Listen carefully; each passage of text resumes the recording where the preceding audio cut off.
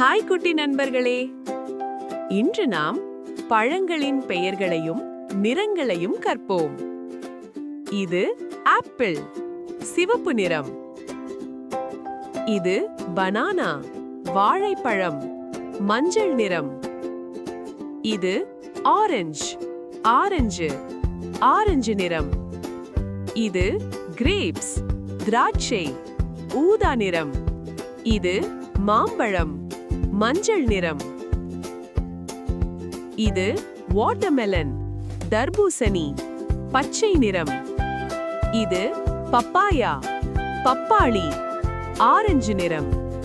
இது பைனாப்பிள், அன்னாசி, மஞ்சள் நிறம். இது ஸ்ட்ராபெரி, சிவப்பு நிறம். இது குவாவா, கொய்யா, பச்சை நிறம். இது பாமகிரனேட், மாதுளை, சிவப்பு நிறம். இது செர்ரி, சிவப்பு நிறம்.